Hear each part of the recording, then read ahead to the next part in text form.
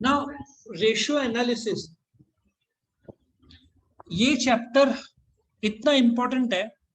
Share बाजार में जब लोग डील करते हैं ये तो सबसे पहले यूज होता है, और हमारे इन्वेस्टमेंट के एटलीस्ट 21 वीडियोस है। और फंडामेंटल एनालिसिस में ये बहुत काम का चैप्टर है।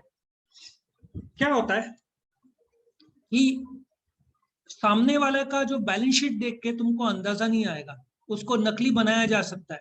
नेट प्रॉफिट 1,00,000-2,00,000 दिखा, तुम खुश रहोगे बढ़िया कंपनी है, बट इन्वेस्टमेंट 1 करोड़ हुआ तो 1% रिटर्न हुआ। 1 करोड़ का इन्वेस्टमेंट है और 1 लाख कमा रहा, तो कितना हुआ? 1% हुआ। उसे तो अच्छा घर एफडी में डाल दो। कोटक महिंद्रा 6% देता है, एसबीआई 3.5% देता है। दिमाग लगाया तुमने, इक्विटास ये सब 6-6.5% देते हैं, वहां पे एफडी कर दो। 1 करोड़ का 6% कितना हुआ? 6 लाख। एक धंधा करके 1 लाख कमाने से अच्छा है एफडी करके 6 लाख कमाओ। तो ये मैंने कैसे किया? दो वेरिएबल्स का कंपेयर किया। So what exactly is ratio analysis, तुम्हारे सामने आ रहा है।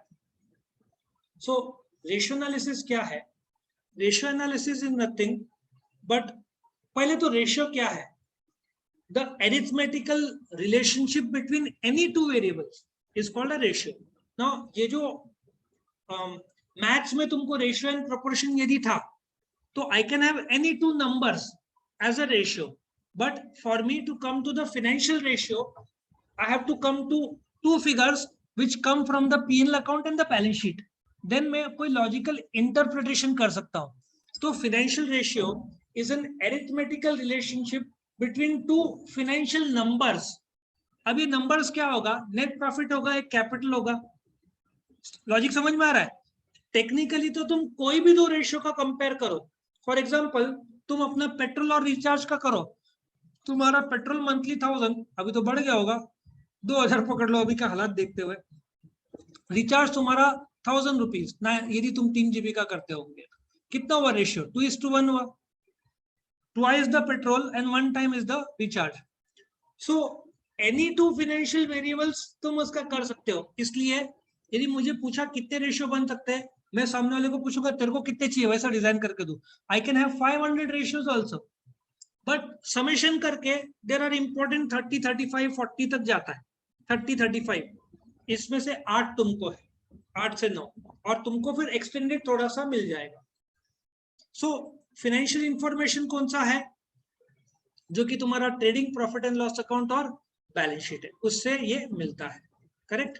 So let us come to ratio में बी एक्सप्रेस्ड एज।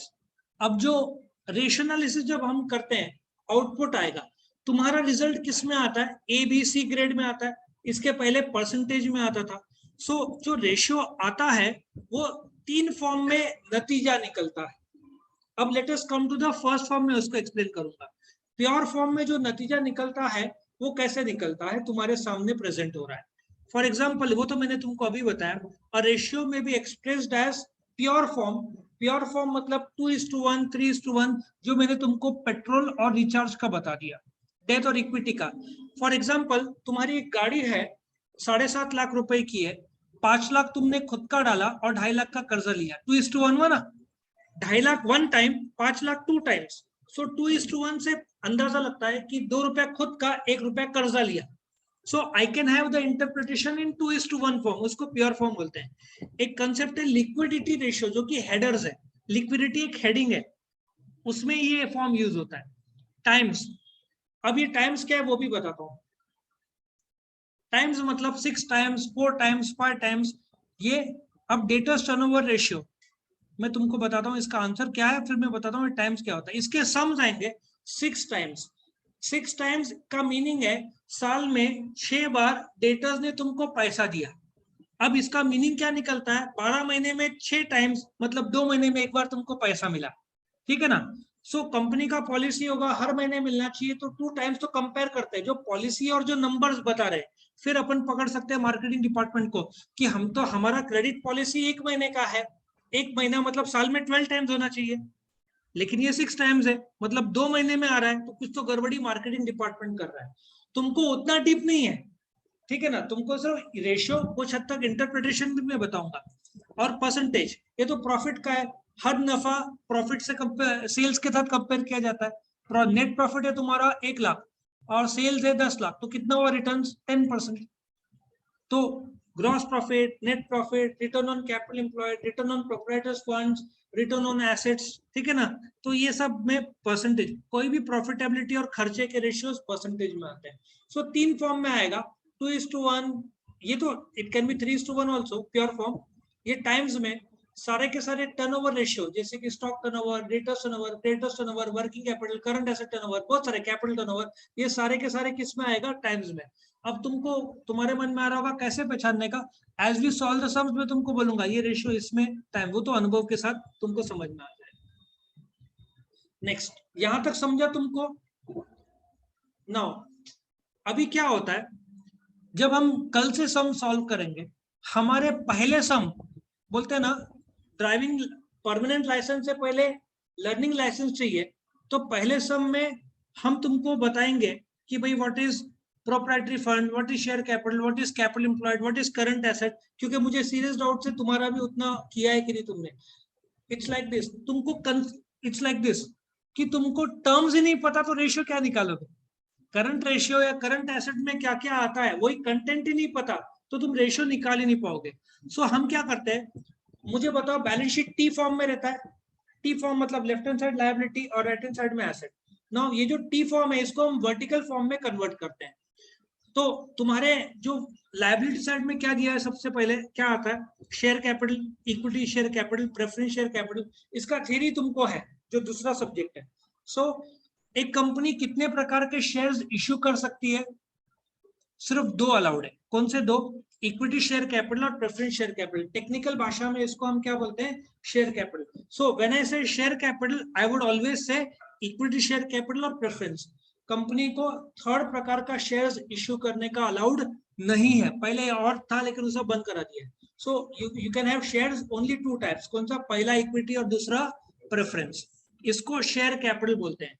नाउ याद है तुमने, यदि तुम्हारा कॉमर्स हुआ रहेगा तो बैलेंस शीट के लायबिलिटी साइड में रिजर्व आता था, या जनरल रिजर्व आता था, रिजर्व फंड आता था, प्रॉफिट एंड लॉस अकाउंट आता था। सो यदि ऐसे कोई टर्म्स आए, सो इट्स लाइक दिस, तुम्हारा गाड़ी का पेट्रोल टैंक में एक रिजर्व भी होता है। बाइक में, कोई बाइक किसी के पास से कोई बोल सकता है कितना है? बोल। 1.5 लीटर। टैंक कैपेसिटी कितना रहता है? 15। 13.5 और 1.5 क्या? 15 और 1.5?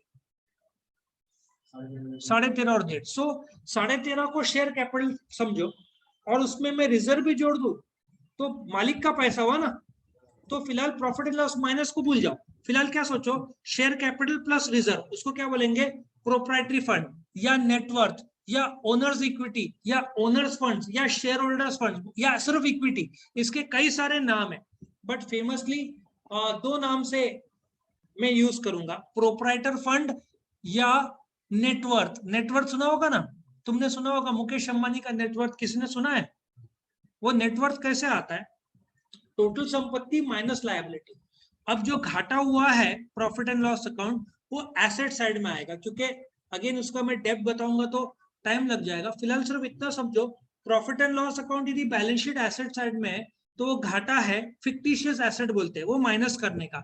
लेकिन 100 में से 2 सम में आएगा profit and loss asset side में। तो तुम ऐसा सोचो कि इक्विटी प्लस प्रेफरेंस क्या हो जाएगा? शेयर कैपिटल होगा। शेयर कैपिटल में तुम क्या ऐड करोगे? रिजर्व्स। तो क्या बन जाएगा? Proprietary fund. और एसेट साइड में प्रॉफिट एंड लॉस अकाउंट रहेगा, तो माइनस करोगे तो प्रोप्राइटरी फंड आएगा। मैंने फिलहाल एज्यूम किया कि ये है नहीं, ठीक है। So let us presume for the timing कि ये है नहीं, तो तुम्हारा प्रोप्राइटरी फंड कैसे आएगा? Share capital plus reserve is called as proprietary fund, या उसका फेमस और नाम क्या है? नेटवर्थ, या ओनर्स इक्विटी, या शेयर होल्डर फंड्स। नाउ तुम जब गाड़ी खरीदते हो, ये पूरा प्रोप्राइटर मतलब मालिक, मालिक का पैसा, रिजर्व भी तो मालिक का है। समझ में आया? तुम्हारे गाड़ी में 15 लीटर है तो पूरा 15, लेकिन उसके 2 भाग है, एक क्या बोलते हैं नॉर्मल टैंक, और बाकी रिजर्व का। सो दोनों को ऐड कर दिया तो मालिक का 13.5 जब खत्म हो जाएगा तो तुम रिजर्व में डाल के गाड़ी फिर भी चला सकते हो क्योंकि तुम्हारा है। तो उस प्रकार से when I say share capital, it only means equity plus preference. वो तुम्हारा 13.5 लीटर। जो 1.5 लीटर है वो क्या है? रिजर्व है। वो तुम जब ऐड करोगे तो टोटल ओनर का पास टोटल पेट्रोल है। अच्छा, if you want to go on a long trip, let us assume यहाँ पे आजकल तो पंप्स हर जगह पे खुल गए हैं, प्रॉब्लम नहीं रहा।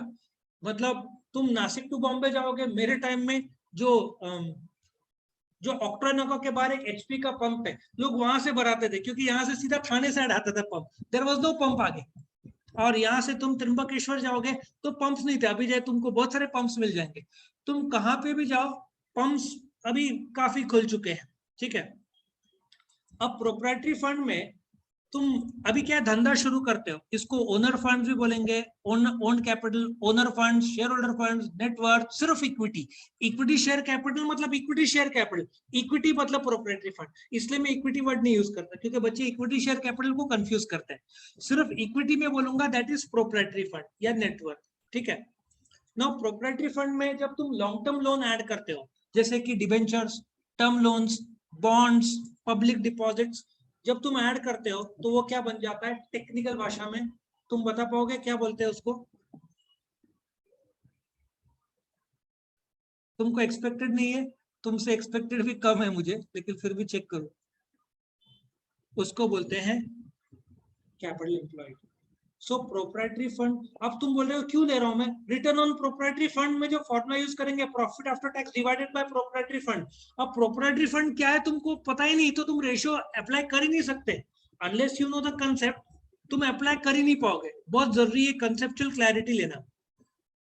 इतना समझ में आया कैपिटल एम्प्लॉयड। सो मैं चाहता हूं तुम इमेजिन करो, तेरा साइंस था कॉमर्स था बेटा? कॉमर्स था। यहाँ पे सबका कॉमर्स था, किसी का साइंस था? साइंस था।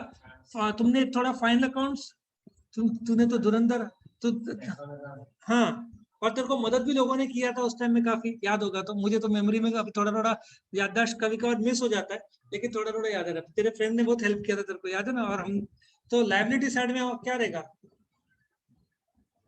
लायबिलिटी साइड में क्या आएगा, क्या फोन फ्रेंड करेगा? नहीं जाने दे, फ्रेंड को बिजी रहने दे। हाँ, सो लेफ्ट हैंड साइड में क्या आएगा, शेयर कैपिटल। उसमें दो प्रकार कौन से हैं, इक्विटी और प्रेफरेंस। वो तुम्हारा सिर्फ शेयर कैपिटल हो। कंसेप्चुअल क्लैरिटी के बिना रेशियो एनालिसिस हो ही नहीं सकता solve. Conceptual clarity is root, पेड़ का जड़ है, मदर ऑफ द सब्जेक्ट है ये। और इसलिए मैंने पहले 3 टर्म सिर्फ कंसेप्चुअल क्लैरिटी, ये तुमको शायद कोई बुक में भी नहीं मिलेगा, कहाँ कहाँ से बना के ढूंढ ढांड के हमने बनाया, लेकिन वो अच्छा बनाया मेरे हिसाब से। तुम्हारा फायदा होना चाहिए, वो ज्यादा इंपॉर्टेंट है, अच्छा बनाया वो जाने दो। नाउ शेयर कैपिटल के दो प्रकार कितने, इक्विटी शेयर कैपिटल और दूसरा प्रेफरेंस शेयर कैपिटल। सो सिर्फ शेयर कैपिटल बोला तो कौन सा दो आएगा, इक्विटी शेयर कैपिटल और preference share capital, that is share capital. उसमें क्या ऐड करोगे, रिजर्व्स ऐड कर, एज्यूम करते पीएनएल नहीं है, शेयर कैपिटल में रिजर्व ऐड किया तो क्या आएगा, प्रोप्राइटरी फंड। और प्रोप्राइटरी फंड में लॉन्ग टर्म लोन ऐड किया तो क्या आएगा, कैपिटल एम्प्लॉयड। ये तुमको बहुत जरूरी है जानना। अब हम आते हैं बैलेंस शीट के एसेट साइड में। नाउ एसेट को दो भाग में बांट सकते हैं, कौन से दो भाग, सॉरी ट्राई कर, वो है उसका हेडर क्या है, कोई बात नहीं। मैं ये तो सर, ये तो हमारा इंसल्ट हो गया, थर्ड सेम वाले आंसर दे रहे हमने, लेकिन हम समझ सकते हैं। इसलिए हम समझ के इसलिए रहे कि तुम्हारी भी गलती नहीं है। ऑनलाइन में पढ़ाई की इच्छा नहीं होती ये, और टीचर्स का टीचिंग हमको तो न्यूज आ चुका है, पीपीटीज पढ़ लेते ऐसा मैं सुनता हूँ, और बच्चे लोग घर बैठे बैठे फ्रस्ट्रेटेड में, तो मुझे नहीं लगता पढ़ाई किया होगा। हम भी होते तो शायद हमसे भी नहीं हुआ रहता, क्योंकि हम समझ सकते तो इट्स ओके। देखो मैं तुमको बताऊंगा आज क्या होता है, फिक्स एसेट में आज टर्म नहीं यूज होता कंपनीज एक्ट में, आज नॉन करंट बोल दिया। फिक्स एसेट को आजकल नया नाम है नॉन करंट, लेकिन for the sake of ease मैं फिक्स एसेट यूज करूंगा। फिक्स एसेट मतलब क्या, जो 1 साल के ऊपर इस्तेमाल करते हैं, furniture, land, building, machinery, furniture, motor car, investment. ये इन्वेस्टमेंट लॉन्ग टर्म बोल रहा हूँ, it can be short term also, bracket में देखने का, ये सब लॉन्ग टर्म है। आज के भाषा में इसको नॉन करंट एसेट बोलते हैं, बट मैं तुम्हारे लिए कौन सा वर्ड यूज करूंगा, फिक्स्ड एसेट। तुमको इंटरप्रिटेशन भी फिक्स्ड है ना, तो पता है तुम्हारा फाइनल अकाउंट्स में हुआ रहेगा। और दूसरे एसेट है जो 1 साल के अंदर कैश में कन्वर्ट हो जाते हैं या जिनका रूप बदलता है, ठीक है ना। So cash in hand, cash at bank, sundry debtors, bill receivable, inventory, ये सब देखो तुम्हारा कैश इन हैंड, तुमने कुछ खरीदा बदल जाएगा, कम होएगा, मिला तो बढ़ जाएगा, ये जो बदलते रहता है। लेकिन तुम्हारे पास बाइक है वो वैसे की वैसी रहेगी, ठीक है, उड़ाया किसी को बात अलग है, लेकिन मैं प्रेज्यूम कर रहा हूँ नहीं उड़ाया, ठीक है ना, वो वैसे की वैसी है। कैश एट बैंक, चेक दिया आया, ये सब तुम्हारा बदलाव होते रहेगा, ठीक है। नेक्स्ट ये सन्ड्री डेटर्स, उधारी में बेचा, पैसा आया तो चालू रहेगा। बिल रिसीवेबल वो भी चालू रहेगा बदलना। Inventory, so do you agree, जमीन बदलेगा नहीं, बिल्डिंग बदलेगा नहीं, मशीनरी, सो वो अलग कैटेगरी में आता है। सो व्हेन आई से current asset, all those assets जो एक साल में परिवर्तित होते रहता है, और जैसे जैसे हम सम सी 137 सम्स है, और लास्ट में तो बच्चे में पूछने से पहले आंसर दे देते थे, इतने बार तुम सॉल्व करोगे तो आंसर आ ही जाएगा। और कौन से हेडर्स है ये शॉर्ट में मैंने दिया। सो करंट एसेट्स वो एसेट्स है जो एक साल के अंदर कैश में कन्वर्ट हो जाता है, ये एक छोटा सा लिस्ट दिया है। उसी प्रकार से इसको ग्रॉस वर्किंग कैपिटल भी टेक्निकल भाषा में बोलते हैं, ठीक है ना।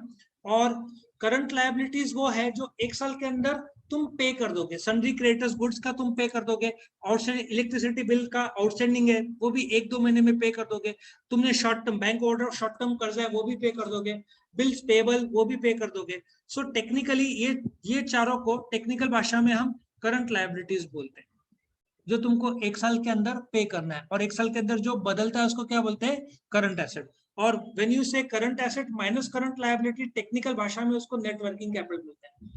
नेट, अभी तुम्हारा नसीब अच्छा या खराब कैसे बोला जाए, थर्ड सेम में था वो चैप्टर, नेट वर्किंग कैपिटल, धुरंधर चैप्टर था, और उसको 1 महीना लगता था, वो तुमको हटा दिया, उसके बजाय थोड़ा इजी चैप्टर लाया, लेकिन वाट लग गई इनकी, वो लग दिया 6वें सेम में डाल दिया उन्होंने। वो इजी है लेकिन बहुत लेंदी है, तो दिन में 2 ही 3 से के ऊपर नहीं होता सर, और अपने नोट्स में 80-90 होगा, लेकिन वो छठे सेम में। अभी तुमको ये सेम भी मीडियम है, अगले सेम में भी ठीक ठाक है, बट वो होना चाहिए। सो अभी अब लिक्विड और क्विक एसेट्स इतना डीप, चलो वो भी बता दूं, नहीं तो हैवी तो नहीं जा रहा है, बहुत सारे कंसेप्ट एक साथ में थ्रो कर रहा हूं। समझ में आ रहा है सबको, कंसेप्चुअल क्लैरिटी नाउ? हाँ सर। ओके, थोड़ा ऐसे बीच बीच में शॉक होते रहेगा ऑनलाइन, ठीक है।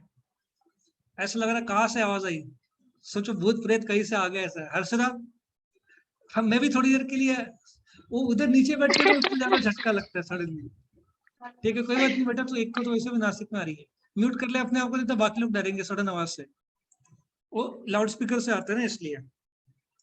अभी क्या होता है, आगे हम रेशियोज में देखेंगे कि सामने वाले के पास करंट एसेट 50,000 है और करंट लायबिलिटी 25,000 है, तो तुम बोलोगे अच्छी बात है कि उसके पास करंट लायबिलिटीज देना है 25 और है संपत्ति 50, दैट इज वेरी गुड, कि तुम बिंदास सप्लाई करो, उसके पास कैश पेमेंट करने के लिए है। सो हम क्या करते हैं, करंट एसेट्स जो है उसमें क्या होता है, इट्स लाइक दिस, तुम्हारे पास कैश है, बैंक है, गाड़ी में पेट्रोल है, तुमको अर्जेंट कैश की जरूरत पड़ी, तुम पेट्रोल बेचेंगे, कोई लेगा नहीं, एक तो लोग को लगेगा या तो बंदे ने कैरोसिन मिक्स किया है। तो लिक्विड फॉर्म में क्या है, कैश और bank. Stock is not that very liquid, उसको बेचने को टाइम लगता है। सो हम क्या करते हैं, जो करंट एसेट है, सामने वाले ने अर्जेंट पैसा मांगा, स्टॉक तो तुम्हारा बिकना नहीं है, सो लिक्विड एसेट को, मतलब ऐसे सोचो, तुम्हारा, हाँ, बड़ा रिचार्ज छोटा रिचार्ज, 3 GB का रिचार्ज 2 GB का, -3 GB -1 किया, तो करंट एसेट्स में से तुम स्टॉक और प्रीपेड ऐसे 2 चीज को माइनस करोगे तो तुम्हारा बन जाएगा लिक्विड एसेट्स।